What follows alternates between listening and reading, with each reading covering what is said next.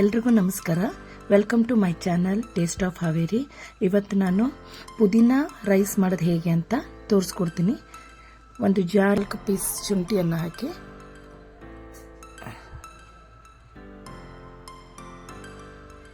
ಹಾಗೆ ಒಂದು ಕೈಯಲ್ಲಿ ಮುಷ್ಟಿ ಬರುವಷ್ಟು ಕೊತ್ತಂಬರಿ ಸೊಪ್ಪನ್ನು ಹಾಕ್ತಾ ಇದ್ದೀನಿ.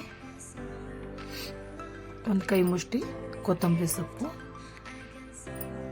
ಮತ್ತು ಒಂದು ಕೈ ಮುಷ್ಟಿಯಷ್ಟು ಪುದೀನಾ ಸೊಪ್ಪನ್ನು ಹಾಕ್ತಾ ಇದ್ದೀನಿ. 3 ಮೆಣಸಿನಕಾಯಿ, 1 ಗಡ್ಡೆಯಷ್ಟು ಬೆಳ್ಳುಳ್ಳಿ, ಹಾಗೆ 1/2 ಸ್ಪೂನಷ್ಟು ಜೀರಿಗೆಯನ್ನು ಹಾಕಿ ಸಣ್ಣದಾಗಿ ರುಬ್ಕೊಳ್ಳಿ.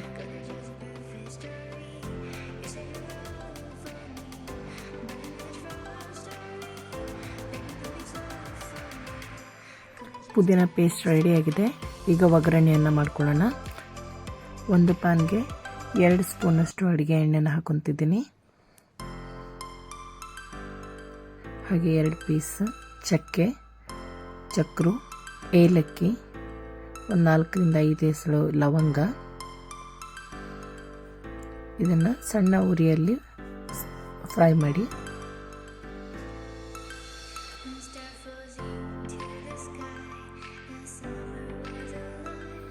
ಈಗಿದ್ದಕ್ಕೆ 1 ಬೌಲಷ್ಟು ಈರುಳ್ಳಿಯನ್ನು ಹಾಕೊತಿದ್ದೀನಿ.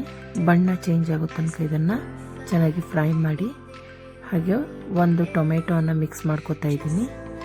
2 ಚೆನ್ನಾಗಿ ಎಣ್ಣೆಯಲ್ಲಿ ಫ್ರೈ ಮಾಡಿ.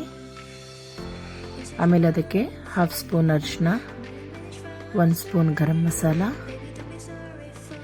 ಹಾಕಿ ಅದನ್ನು ಫ್ರೈ ಮಾಡ್ಕೋಬೇಕು. ಇದನ್ನು ಲೋ ಫ್ಲೇಮಲ್ಲಿ ಇಟ್ಕೊಳ್ಳಿ, ಇಲ್ಲಾಂದರೆ ಮಸಾಲೆ ಹೊತ್ಕೊಬಿಡುತ್ತೆ. ಆಮೇಲೆ ಮಾಡಿರುವಂತಹ ಪುದೀನ ಮಿಶ್ರಣ ಸೇರಿಸಿ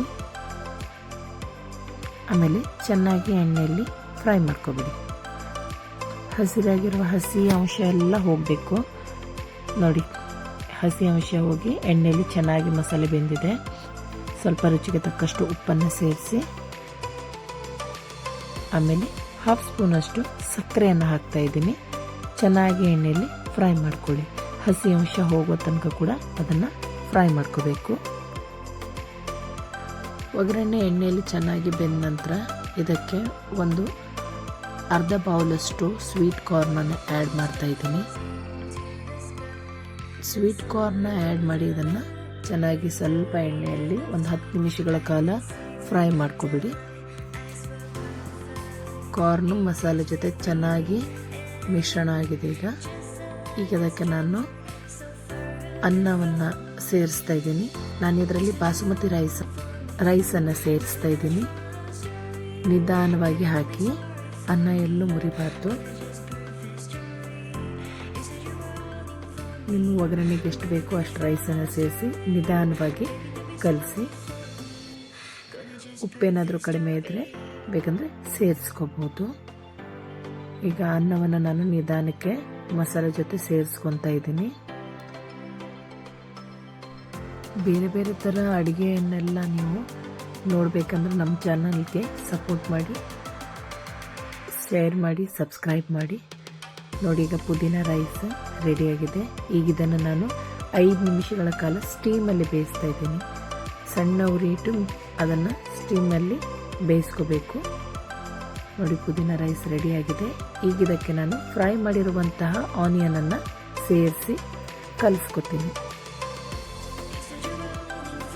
ಹೊಸ ಹೊಸ ರೆಸಿಪಿಗಳಿಗೆ ನಮ್ಮ ಚಾನಲ್ನ ನೀವು ನೋಡ್ತಾ ಇರಿ, ಹೀಗೆ ಸಪೋರ್ಟ್ ಮಾಡ್ತಾ ಇರಿ, ಶೇರ್ ಮಾಡಿ, ಸಬ್ಸ್ಕ್ರೈಬ್ ಮಾಡಿ. ಈಗ ಪುದೀನ ರೈಸ್ ರೆಡಿಯಾಗಿದೆ. ಒಮ್ಮೆ ಮನೆಯಲ್ಲಿ ಟ್ರೈ ಮಾಡಿ ಹೇಗಿದೆ ಅಂತ ತಿಳಿಸಿ. Thank you so much.